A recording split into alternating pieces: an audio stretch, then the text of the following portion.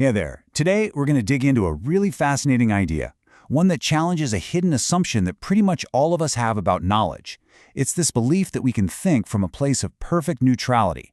But can we? Is that even a real thing? Let's find out. So, right off the bat, let's just put the main question on the table. When it comes to what we know, what we believe, is true neutrality actually possible? I mean, it's a huge question that gets to the very heart of how we think about, well, everything. Okay, let's jump into our first section. We're going to talk about a really common idea, this myth of the 0 point, the belief that we can start our thinking from a completely clean slate. You know, there's this quiet, unspoken assumption that's just baked into so much of how we think. It's the idea that we can just step back, wipe our minds clean of all our beliefs, and just start fresh, from zero. And this is where we get that idea of a view from nowhere, right? A totally unbiased perspective, where we can act like these perfect, impartial judges of any and all ideas. It sounds great, it really does. But as we're about to see, it has a massive flaw. So why is that 0 point a myth? Well, that's what this next section is all about. Because it turns out, we can't begin from zero.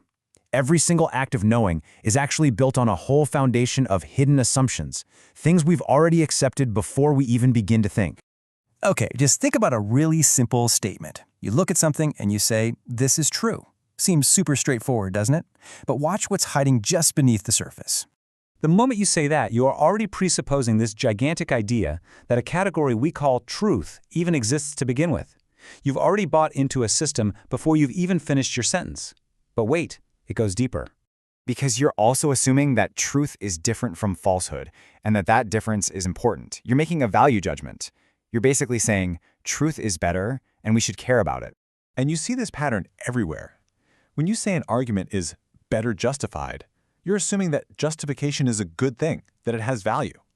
When you say, I know, you're assuming that knowing is a special state, that it's way different and better than just guessing or having a hunch. We just can't get away from these built-in value judgments. This quote from our source material just nails it, doesn't it? You can't be a neutral observer of truth, because just to start the evaluation, you have to assume you're already playing by its rules. You're already inside the very system you're trying to judge from the outside.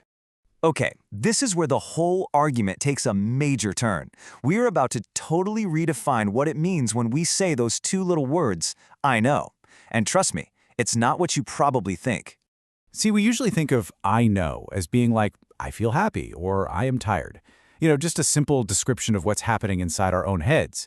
But it's actually doing something way more active, something much more demanding. So, let's break down this crucial difference. On one side, you have a descriptive claim. It just describes how things are. I feel cold. It's a report. Simple. But on the other side, you have a normative claim. And this is a different beast entirely. It's a statement about how things ought to be. It actually places a demand on other people. And here's the kicker. When you say, I know, you aren't just describing a feeling. You are making a powerful normative claim. You are implicitly saying to everybody, you ought to believe this too. And there it is. This is the absolute core of the entire argument. I know always implies an ought. Every single time you claim to know something, you are making an ethical claim on other people. You're saying they have an obligation to agree with the truth you're presenting. Just let that sink in for a minute. It completely changes how you see things. So, if I know implies an ought, then what's the fallout from that? What are the consequences? In this final section, we're going to explore this wild idea of a moral debt, the price we pay for the very act of knowing. Yeah, let's be super clear here. The word ought is the total opposite of neutral. It is by its very nature a moral or an ethical statement.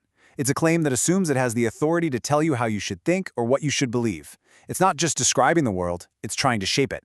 And this is what leads us to this concept of a moral debt. The idea is that by even participating in the act of knowing, by using words like true, false, justified, we're borrowing from a system of value that we didn't invent. We are basically in debt to the very framework that makes those words powerful and binding on everyone. So who's the creditor? Who are we in debt to? Well, the debt is owed to the foundation of meaning itself. Whatever it is that makes knowledge possible to begin with, and whatever it is that makes truth a binding thing for all of us, not just, a personal preference. And so that's the profound question we're left with at the end of all this. If knowledge isn't neutral, And if claiming to know something puts us into a kind of moral debt, then the ultimate thing we have to wrestle with is this: to what or to whom is that debt actually owed?